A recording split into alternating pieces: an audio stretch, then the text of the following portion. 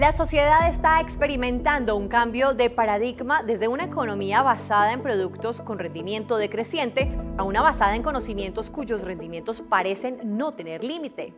La industria financiera es protagonista de dicha transformación a través de la innovación que las fintech nos ofrecen en forma continua. Riskmatics presenta la conferencia magistral Economía del Conocimiento e Impacto de las Fintech. Enrique de la Madrid es licenciado en Derecho por la UNAM y maestro en Administración Pública por la Escuela de Gobierno John F. Kennedy de la Universidad de Harvard.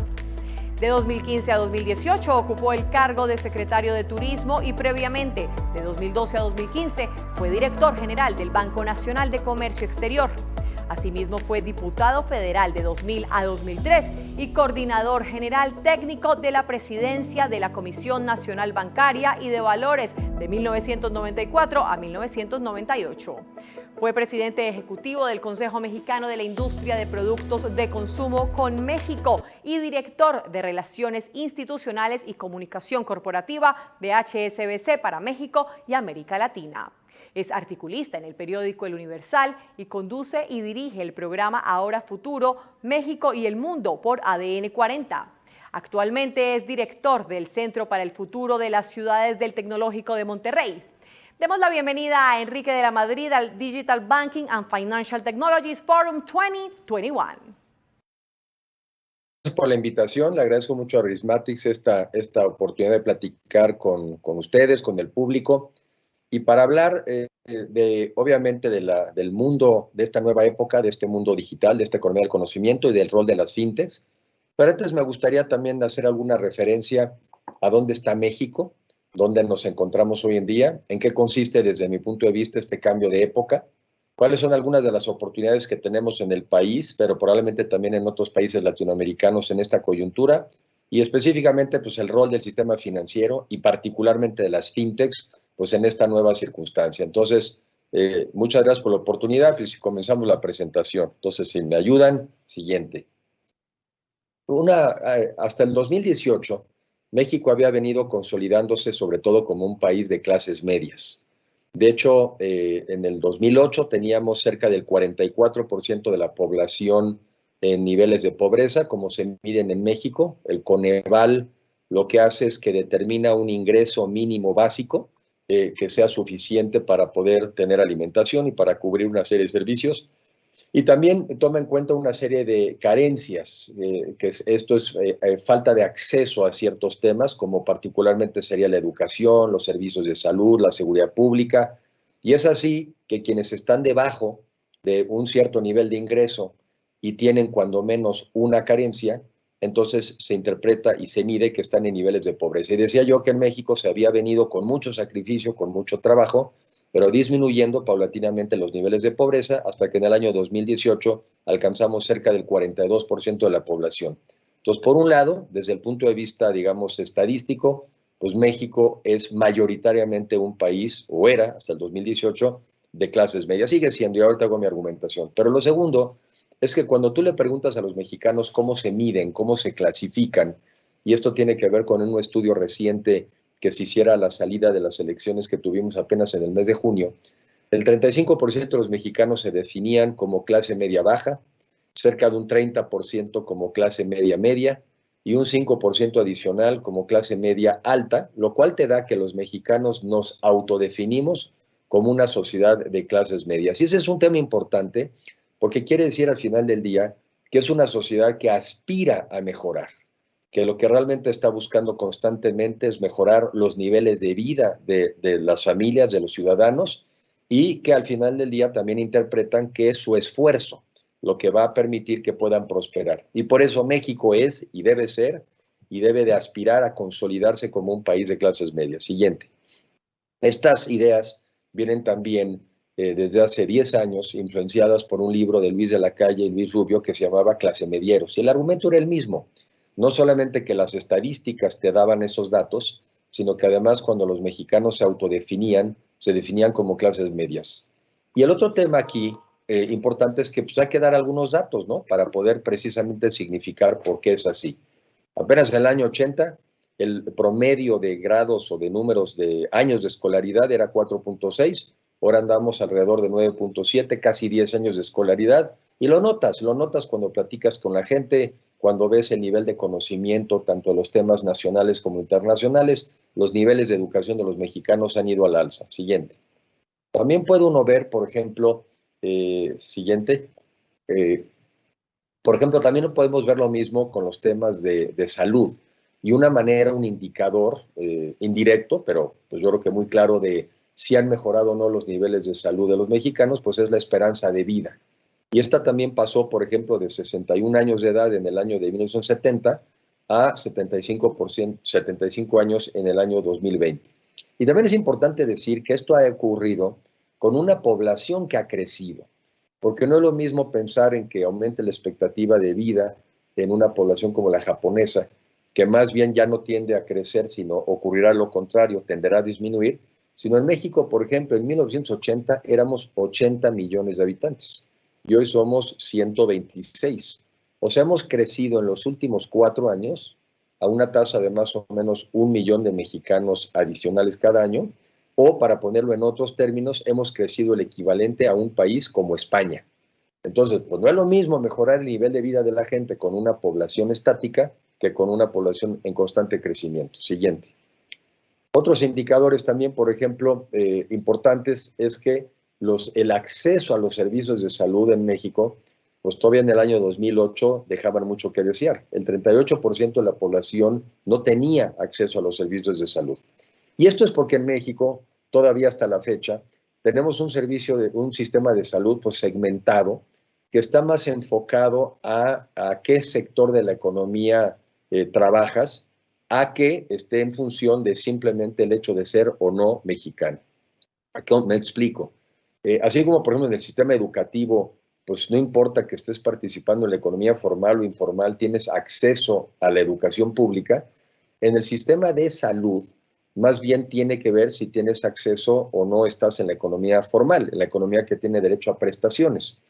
Si estás en esa economía, pues tienes derecho por ejemplo, a participar en el IMSS, Instituto Mexicano del Seguro Social, o si eres un servidor público en el ISSSTE, ¿no? E incluso algunas instituciones tan importantes como Pemex también tienen su propio servicio de salud. En cambio, la otra mitad de la economía, que no está en la economía, repito, que tiene derecho a prestaciones, pues se quedaba prácticamente sin servicios de salud, y fue así que se creó, hace ya, pues por ahí del 2000 algo, se crea el Seguro Popular, que permitió que justamente en un periodo de 10 años ese acceso a los servicios de salud mejorara de manera significativa y la falta de acceso bajara del 38 al 16% hasta el año 2018. Entonces, ahí también hay un indicador de que los servicios de salud habían venido mejorando. Bueno, ahí lamentablemente se desaparece el Seguro Popular y bueno, pues ahí están las consecuencias en donde inmediatamente vuelve a haber un aumento muy importante y significativo de la falta de acceso a los servicios de salud. Siguiente. También otros de los indicadores, por ejemplo, de bienestar, para argumentar este país de clases medias, bueno, pues el 88% de las viviendas tienen acceso al refrigerador, el 72% contra 68% apenas 20 años antes. O sea, también ahí pues hay un aumento como de un puntito por año. De acuerdo a muchas estadísticas, hoy en día el 70% de los habitantes mexicanos tiene acceso a Internet. Esto ha sido un crecimiento obviamente muy importante y sobre todo a partir también de la pandemia. Siguiente. Y vimos, por ejemplo, las viviendas en nuestro país, pues las viviendas entubadas con agua son prácticamente el 96% de la población. Un dato también importante en un país tan grande como México es que también el número de pasajeros que se suben a avión también ha crecido de manera dramática, 78 millones. Y esto es porque no solamente, además de que es un país con una enorme vocación turística, pero no solamente eso, muchísima gente viaja dentro de México en avión pues por las enormes distancias. Pensemos que para ir a Cancún es un vuelo de 2 horas, para ir probablemente a Tijuana es un vuelo de casi 3 horas y media. Entonces digo, las distancias en este país son muy grandes y por eso, y además también ha habido pues un abaratamiento, en principio con los nuevos tipos de líneas aéreas de bajo costo, pues también permitió que muchos mexicanos pudieran decidir entre el autobús o el avión. Siguiente. Y bueno, otro de los temas por los que yo destaco esto es porque es muy importante también primero reconocer dónde estamos como país. En el caso de México, tendemos normalmente a focalizarnos mucho en nuestras deficiencias, en nuestras insuficiencias, en nuestros defectos, pero muchas veces no conocemos la parte, digamos, de los activos, lo que tenemos, lo que hemos hecho, lo que hemos alcanzado, y creo que es bueno repasar algunas de ellas. Por ejemplo, hemos sido entre el sexto y séptimo proveedor y constructor o fabricante de vehículos en el mundo y el cuarto exportador. Estamos dentro de los principales también países de la industria de la proveeduría del sector aeroespacial. Llegamos a ser el sexto país más visitado del mundo en el año 2017. Estamos dentro de los 10 principales productores de alimentos en el mundo, séptimo productor de proteínas, primer productor de tractocamiones, cuarto productor de cerveza y primer exportador. Y así tenemos una serie de logros que es importante resaltar en un país donde, pues en los años, todavía antes de los 80s, pues era una economía relativamente cerrada. Prolongó en exceso el modelo de sustitución de importaciones y bueno, finalmente a partir de una crisis en parte derivada de exceso de gasto público, exceso de participación del Estado en la economía y la apuesta a un producto que era el petróleo. Y cuando caen los precios del petróleo y cuando suben las tasas de interés en los Estados Unidos y en el mundo, pues el país quebró. Y es esa quiebra la que fuerza a México a transformarse hacia un modelo más bien de apertura, cosa que habían hecho otros países con anticipación y no en una situación tan crítica, pero México finalmente se incorpora primero al GATT en el año 86, después firma el Tratado de Libre Comercio, y yo diría que por lo menos del centro al norte del país, México se globaliza y se incorpora a esta nueva economía. Siguiente. Una de las fortalezas de México hoy en día, a mi juicio, es que es un país joven. Y quiere decir que tenemos todavía este famoso bono demográfico, que en la medida en que hiciéramos o hagamos políticas públicas correctas y que generemos condiciones para que en México haya inversión, se generen empleos, pues tenemos gente joven para precisamente incorporarse a esta economía y poder generar riqueza. Estos son los años en donde los países generan y deben de generar riqueza, porque obviamente en la medida en que después los países se van envejeciendo, pues ya hay mucha menos gente en el mercado laboral. México tiene la mitad de su población con menos de 29 años, y yo creo que esto es algo muy importante, y lo mencionaré más adelante. Es más importante sobre todo cuando estamos hablando de una economía del conocimiento, una economía digital. Siguiente. Bueno, me paso estas dos, esta siguiente y la siguiente también, me las voy a pasar. Siguiente. Paso a esta otra parte que es el cambio de época. Yo digo que vivimos no solamente una época de muchísimos cambios, sino más bien vivimos un cambio de época. ¿Y qué es eso? Pues un cambio de época es cuando se cuestionan muchísimas de las cosas en las que ha estado basada la visión en donde hasta ahora fundábamos nuestra visión en materia económica, nuestra visión quizá en materia política, en materia social, y tiene que ver esto en gran medida con los cambios tecnológicos. Yo sostengo que quizás solamente cada determinado número de generaciones les toca ver un cambio de época, les toca influir sobre ese cambio de época. Y nosotros estamos en esa. Un cambio de época que en este caso está basado pues, en la aparición y el invento, ¿verdad?, del Internet, de la economía digital y todo lo que se ha venido desarrollando alrededor de ella.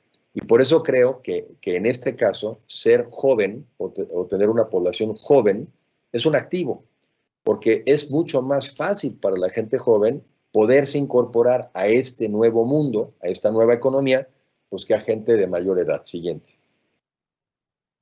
¿En qué consiste este cambio de época? ¿En qué consiste esta nueva economía?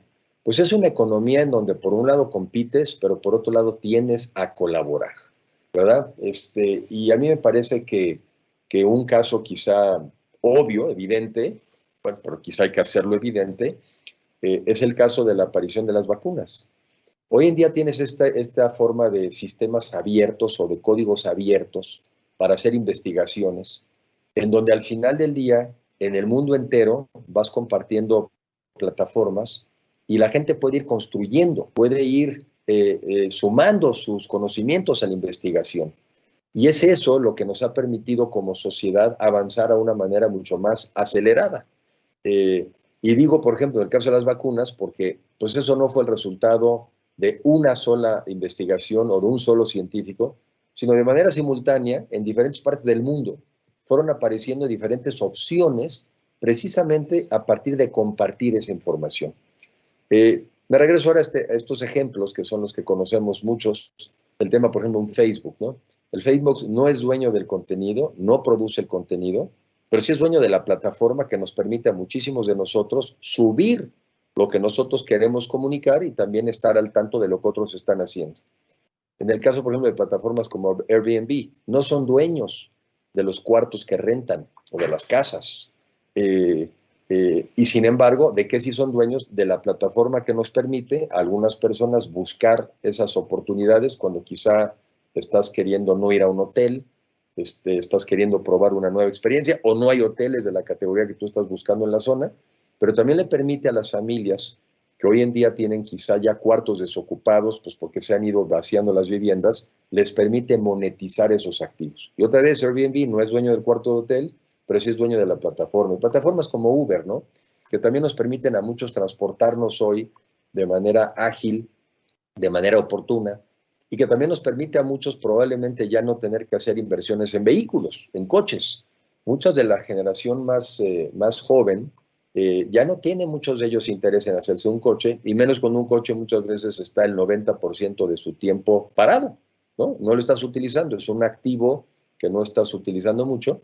Y por otro lado, tienes a personas en esta nueva economía, ¿no? Gig economy, donde están utilizando la posibilidad de manejar pues como un salario alternativo o como una manera de compensar los ingresos, este tipo de nueva forma de trabajar que en un principio también tuvo mucho atractivo, pero que también tengo que reconocer que hoy en día también está siendo sujeto de muchos cuestionamientos, porque lo que parece muy bueno como un salario, como una actividad flexible, pues también tiene ahora la reflexión de ¿y dónde están los derechos de esos trabajadores?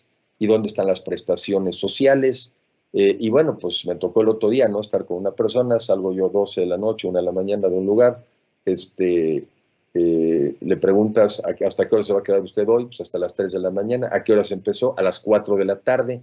O sea, esta nueva flexibilidad laboral que parece que nos encanta también andar destacando las virtudes, también tenemos que analizar algunos de los inconvenientes y de las cosas que tenemos que hacer. Siguiente. Aquí también pongo yo esta gráfica que lo que para mí quiere representar es que quiero señalar con esto hacia dónde está yendo la economía. O sea, a dónde está creciendo, dónde se está agregando el valor, a dónde están los mercados, por decirlo así, valuando a las empresas. Pero está valuando a las empresas justamente de la economía digital. Y tienes empresas, ¿verdad?, como Microsoft, Amazon, Google, que hoy valen 10 veces más que lo que valen las empresas que eran verdaderamente enormes hasta hace apenas unos años. Empresas como ExxonMobil, como Shell, como la propia Toyota. Y además también es de destacar que el crecimiento ha sido relativamente reciente. O sea, el crecimiento ha sido exponencial. Y simplemente, repito, es para significar eso. Y por otro lado, si se fija uno en la evaluación de mercado de ExxonMobil, pues hace apenas 10 años valía 330,000 millones de dólares y hoy está valiendo casi un tercio menos. ¿Por qué? Porque eso también refleja que se está moviendo de la economía o de las energías fósiles a las energías renovables. Siguiente. Ahora, la pandemia no vino a detener el proceso de digitalización, más bien vino a hacer exactamente lo contrario, lo vino a acelerar, aunque también vino a generar una brecha, que es un tema de los cuales también tenemos que atender, porque la brecha digital lo que puede acabar haciendo también es un mundo mucho más injusto, un mundo también mucho más desigual. Pero por lo pronto, pues, ha venido también a acelerar lo que decía el proceso de digitalización. Un caso, por ejemplo, el caso del comercio electrónico, que quizá ya estaba muy desarrollado en algunos países como los Estados Unidos, había avanzado mucho en China, también en algunos países latinoamericanos, más en Argentina, más en Brasil, menos en México. Pero bueno, también en México esto también se ha venido acelerando en los últimos años, meses, ¿verdad? Y personas que no estábamos acostumbrados a hacer comercio electrónico, pues ahora lo hacemos de manera cada vez más fácil y más común. Y además eso muy vinculado ya con temas fintech, porque ya está muy vinculado también con los sistemas de pago cada vez más ágiles y con un sistema bancario también cada vez más digital. Se estima que para finales de este año, en China, el 50% del comercio será electrónico.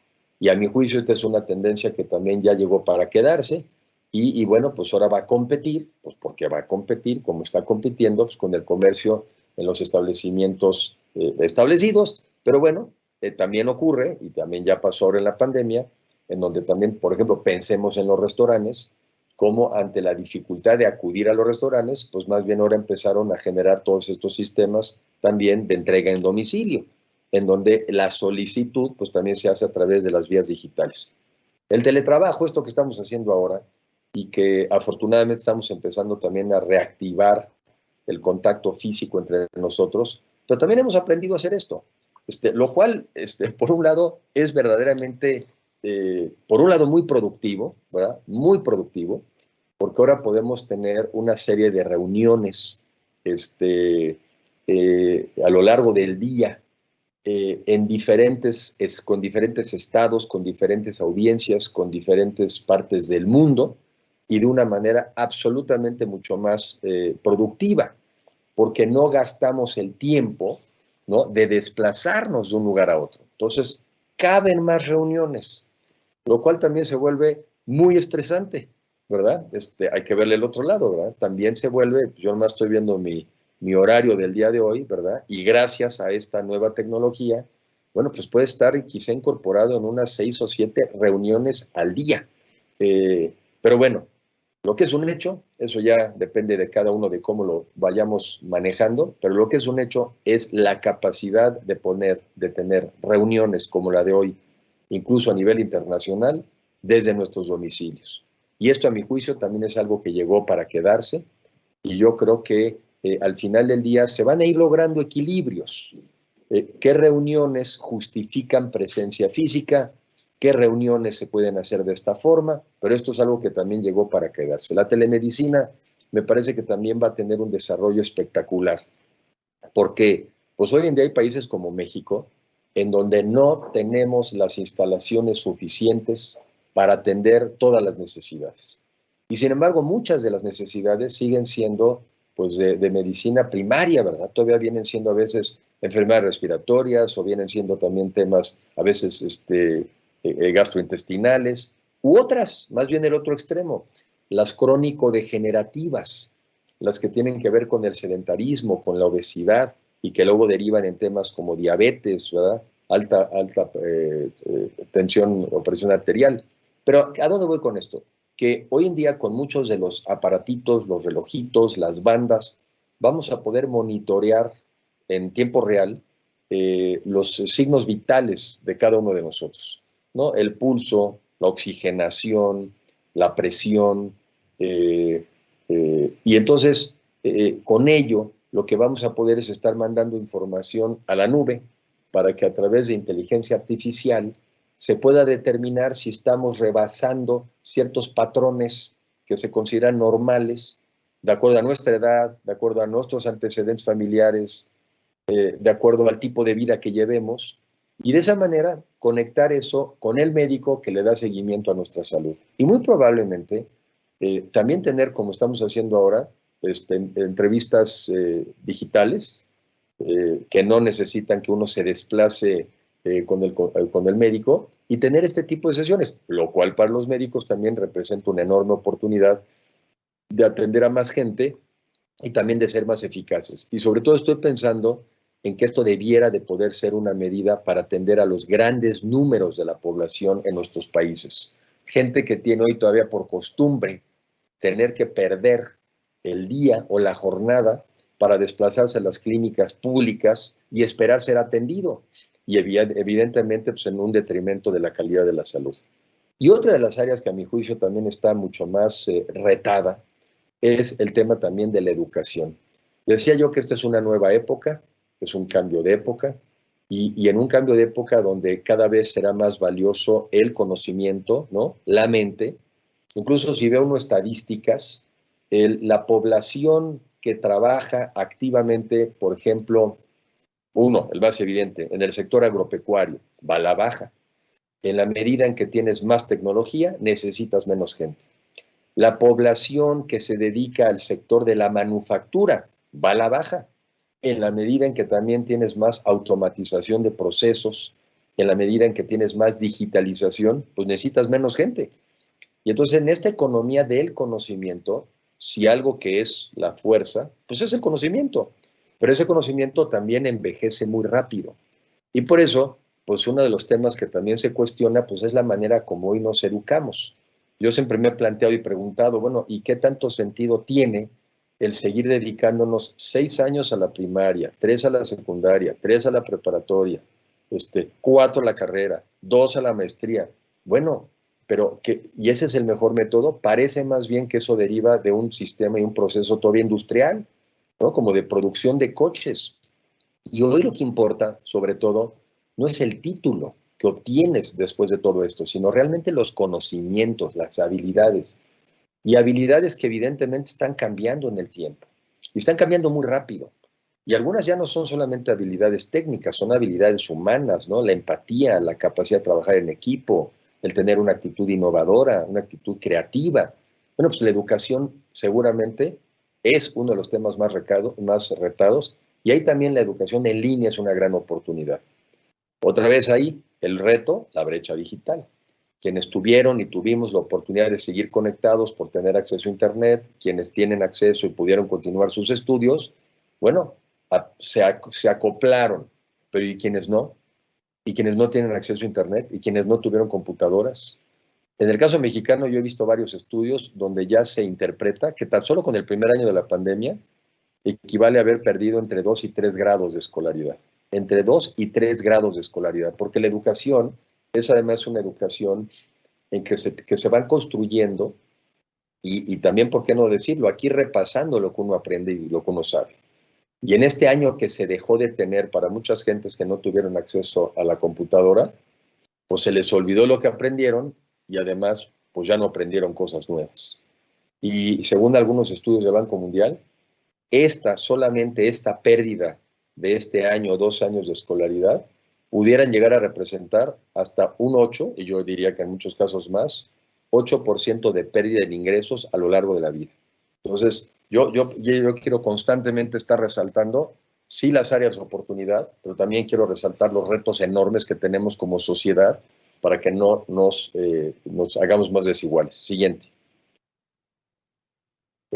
Siguiente. Hablemos ahora de algunos de los retos. Me estoy enfocando más a México, pero yo creo que todo lo que digo le aplica absolutamente a América Latina. Yo creo que el primer reto que tenemos nosotros en nuestro país es el tema de la desigualdad.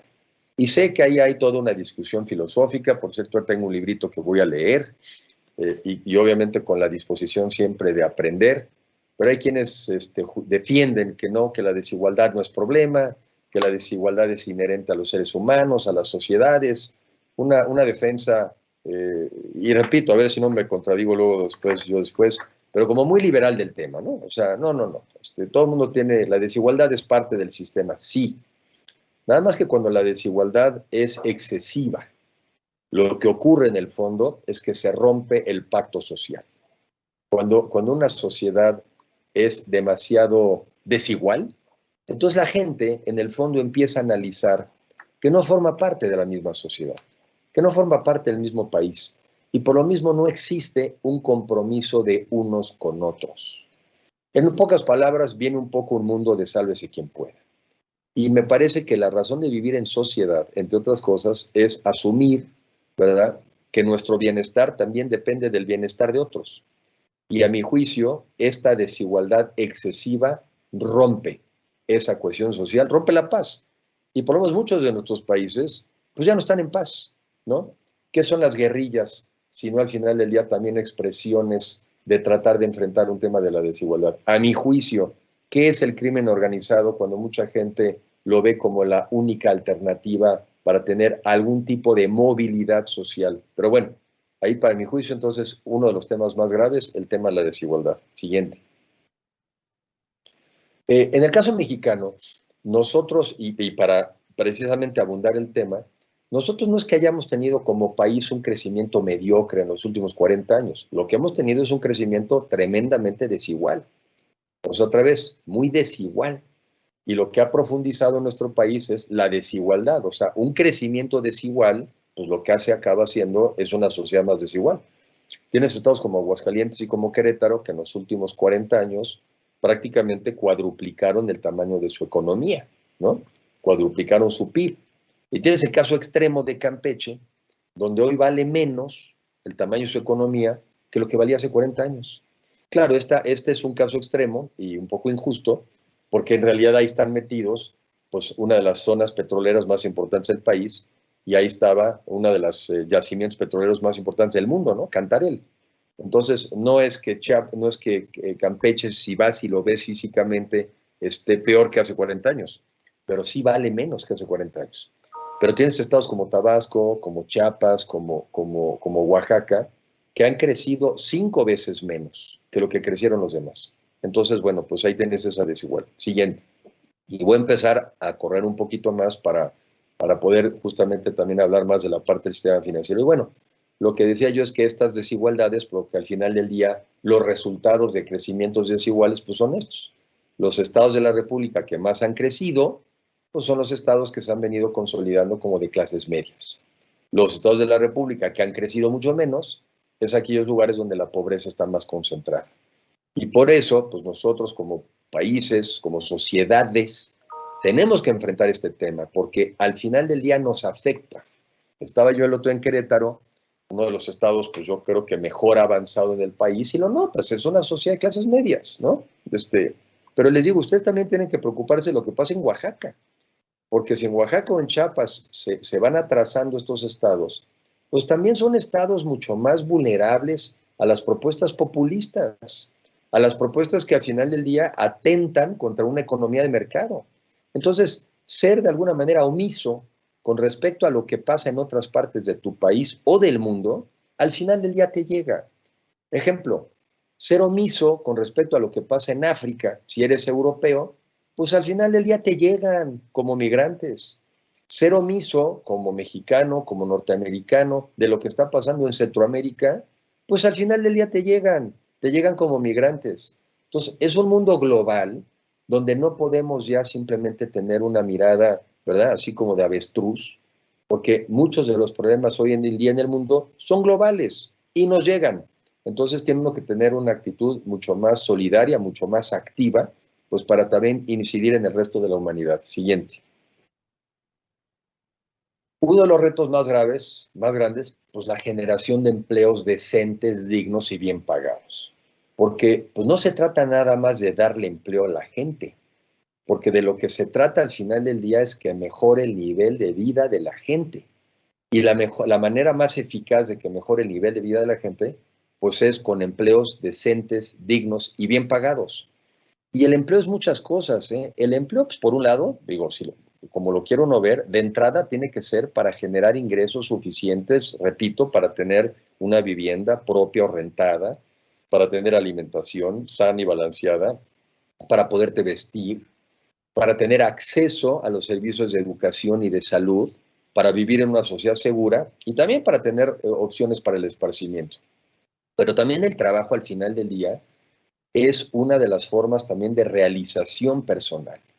Entonces, pues hay trabajos que no son para realizarse, ¿verdad? Son trabajos rutinarios, cansados, desgastantes, difíciles. Y supuestamente este nuevo mundo de la automatización también nos debería de permitir a las personas a tener un empleo en donde podamos desarrollar nuestro potencial. Entonces, los empleos del futuro no deben de ser solamente como para entretenimiento. Tienen que ser con ingresos dignos, con ingresos suficientes, pero al mismo tiempo donde podamos cada quien realizar nuestro potencial. Y ese es el reto. Y tenemos un reto enorme porque tenemos una población además cada vez más grande. Siguiente. Creo que uno de los temas fundamentales también es cómo ir cerrando las brechas de género y particularmente en el caso de la mujer, donde todavía a trabajo igual, por lo menos en el caso nuestro en México, 30% de salario inferior con respecto a un trabajo igual. ¿Y para qué hablar además de los temas de violencia, de la violencia psicológica, de la violencia física, temas que además aumentaron en la pandemia, en los que también hay que trabajar? Siguiente. Otro reto, que es muy importante, es todo el tema del cambio climático, porque finalmente es una realidad que vivimos en una crisis de cambio climático, está aumentando la temperatura en el mundo, esto está generando pues, más huracanes y más frecuentes y más violentos, más incendios, ¿no? Y bueno, pues es una realidad y nos ha costado mucho trabajo como sociedad ponernos de acuerdo. La verdad es que los avances en materia de combate al cambio climático son muy malos, son muy bajos. Y la tendencia sigue ahí, y a pesar de esta última COP que hubo, con algunos compromisos, la verdad es que se ven bastante modestos para el tamaño del reto que enfrentamos. Siguiente. Y quiero también hablar pues, de algunas de las oportunidades, de cómo podemos enfrentar este mundo, y gracias a eso, afortunadamente, también, pues, obviamente, con la tecnología. Siguiente. Miren, hay un conflicto, y lo habrá, Estados Unidos-China, ¿verdad? Lo cual quiere decir que se van a relocalizar muchas de las inversiones norteamericanas, europeas, incluso chinas. Van a salir de China para tratar de irse más cerca de lo que es el continente norteamericano o americano. Bueno, pues hay para países como México hay una gran oportunidad, pero también seguramente para otros países latinoamericanos de ubicar muchas de esas inversiones en nuestra región. Siguiente. También está este fenómeno, ¿verdad?, que hemos ido aprendiendo, a mi juicio, desde incluso del tema de en Japón, del tsunami, en donde también hubo esta necesidad, y ahora con la pandemia, ¿verdad?, se han roto muchos de los eslabones de las cadenas de producción, y eso también nos está haciendo ver que quizás las vamos a tener que hacer más cortas. Va a haber un poco un proceso de desglobalización. Bueno, pues ahí también tenemos la oportunidad en México y en América Latina de jalarnos muchas de esas inversiones para acá. Siguiente. Y bueno, pues tenemos también el enorme potencial de que si el mundo se va a ir moviendo de las energías fósiles a las energías renovables, pues hay países como México que tenemos enormes fortalezas. En el caso nuestro tenemos viento, tenemos sol, tenemos mares, tenemos mareas, y somos un país volcánico, por lo que también tenemos mucho el tema, digamos, termal, ¿verdad? Entonces, tenemos los elementos para también movernos hacia allá, y tenemos mucho también de los minerales que se necesitan en esta nueva economía. Siguiente. Y ahora, si quieren, me voy a pasar esta para pasar ya a la parte siguiente. Y quiero entrar a esta parte del sistema financiero. Yo tuve, como se hizo en la presentación inicial, yo he pasado una muy buena parte de mi vida en el sistema financiero. Trabajé un par de años en JP Morgan, en los Estados Unidos. Después trabajé 4 años en la Comisión Nacional Bancaria y de Valores. Y después también fui director de 2 bancos de desarrollo, o sea, la Financiera Rural y Bancomext. Y también trabajé un par de años en HSBC. O sea, que el sistema financiero lo conozco bien, el tradicional, el fintech para mí es nuevo, ¿verdad? Yo ya no me ha tocado estar en el sistema financiero en esto, pero obviamente dándole seguimiento. Y el sistema financiero para una economía es fundamental, porque al final del día de lo que se trata es de intermediar entre aquellas personas que tienen excedentes y ahorros y quieren que tenga un rendimiento, y aquellas personas que tienen necesidades de comprar hoy o de invertir hoy y necesitan recursos. Esa intermediación es fundamental, y esa intermediación tiene que ser cada vez más rápida, más eficaz, más democrática, y me parece que ese es exactamente el reto y hacia donde va también el mundo fintech. Muchas veces todavía hay muchas quejas, ¿verdad? Bueno, pero me voy a lo tradicional, antes de que yo mismo me adelante. Pues no sé, es también un tema como de temporalidad. Yo hoy no tengo, diría un joven, ¿verdad? No tengo dinero hoy para hacerme una casa, pero hoy es cuando la necesito.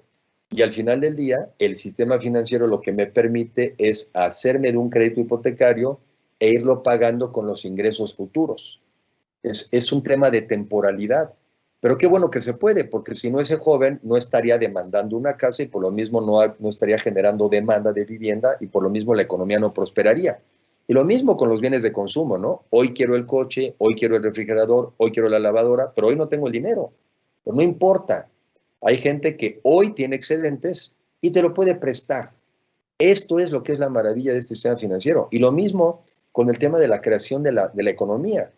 Hoy se necesitan, por ejemplo, naves industriales, porque están creciendo las instalaciones para temas logísticos, ¿verdad? En esta pandemia, ¿qué crecieron? Pues los Amazon del mundo, los mercados libres.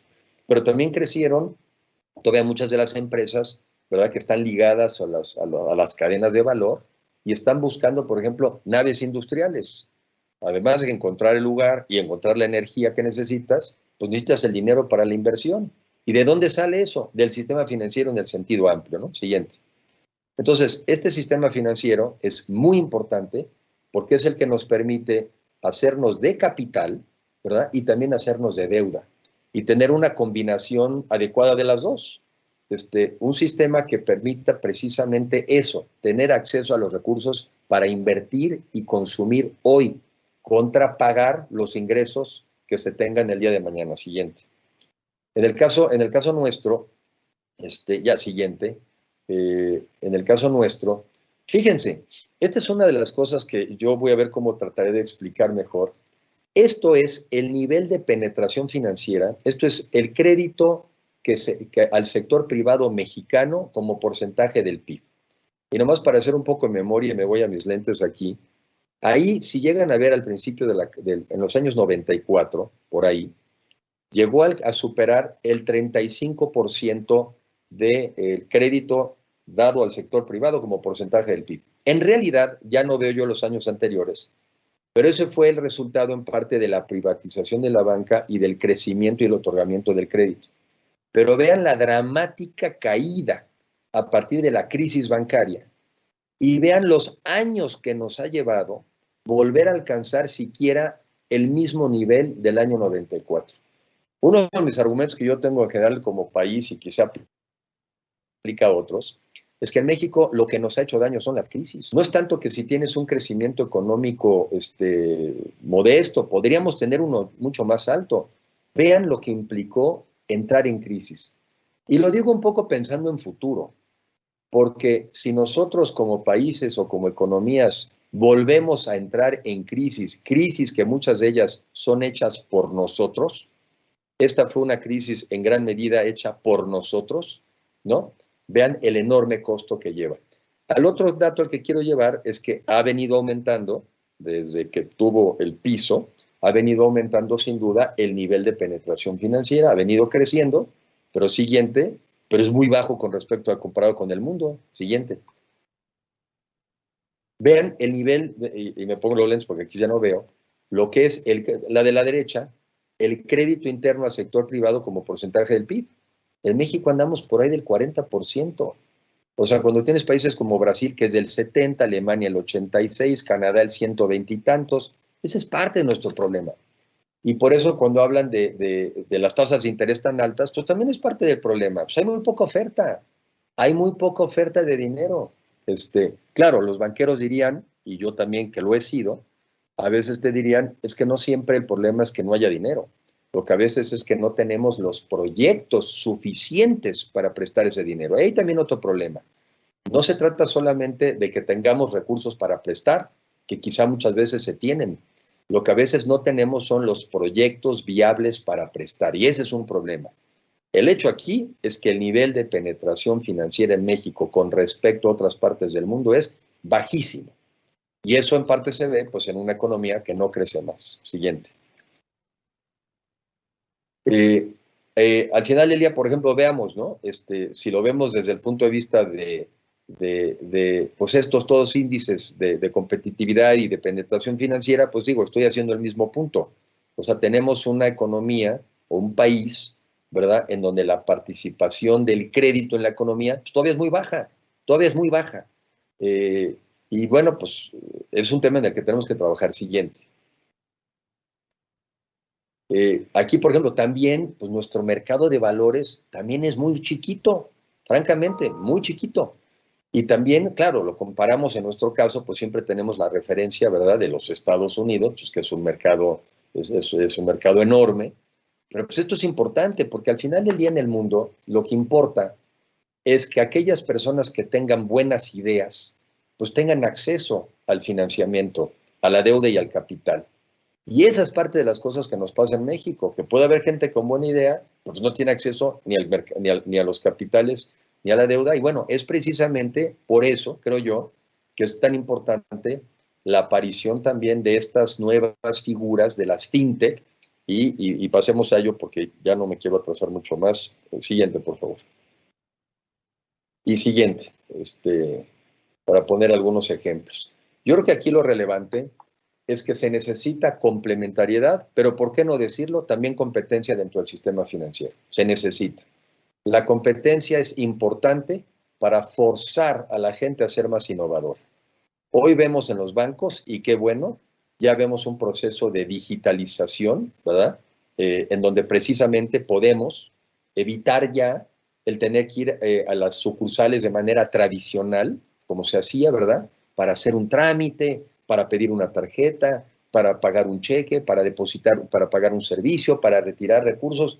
Es una maravilla lo que ha venido pasando en materia digital en el sistema financiero, en el sistema de la banca tradicional, pero me parece que la entrada de estas fintech también le está generando, sí, complementariedad.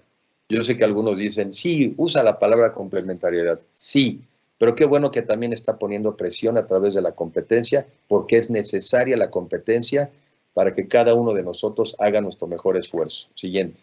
Yo creo que estas fintech, en las que yo he tenido la oportunidad, tengo un programa de televisión que se llama Ahora Futuro México en el Mundo en ADN 40. Ya vamos por ahí del programa 122. Se pueden ver en ADN 40, en la página, pero yo he tenido la oportunidad casi desde el principio de los programas de ir entrevistando a diferentes innovadores, a diferentes pues, fundadores de muchas de estas aplicaciones y muchas de estas fintech.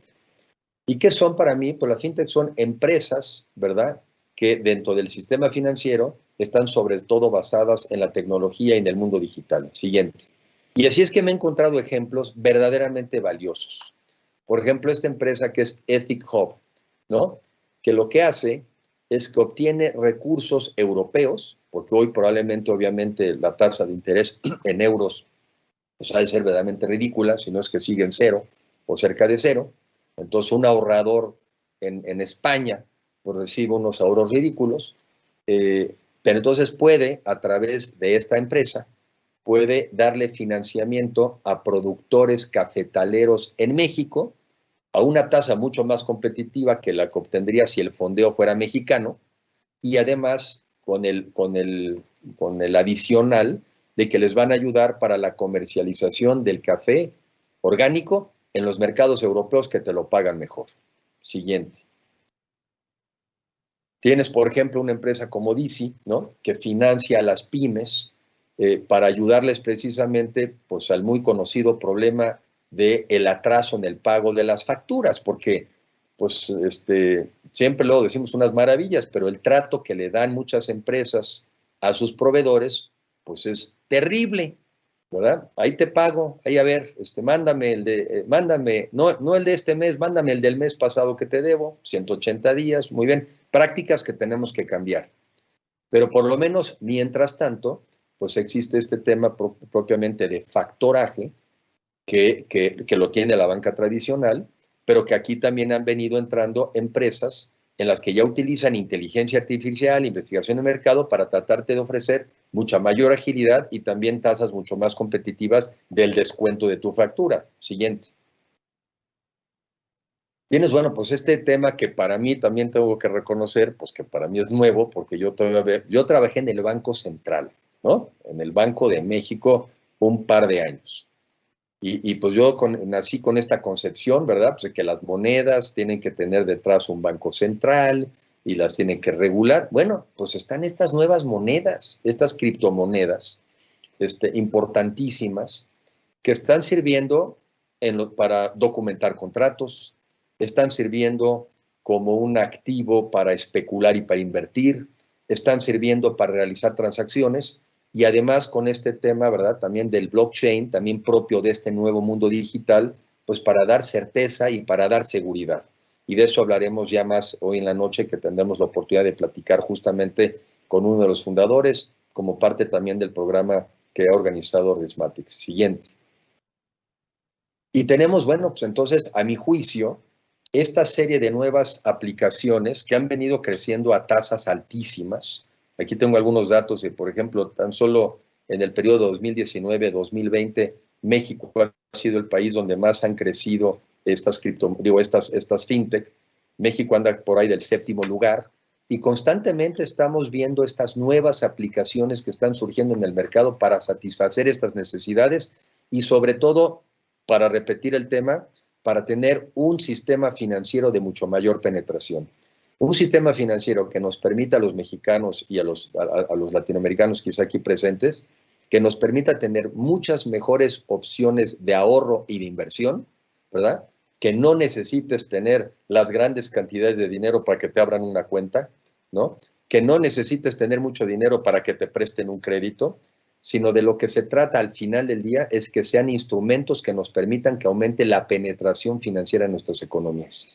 Entonces, un poco para resumir, yo pensé que no me iba a echar los 50 minutos que me decían, pero sí me los eché.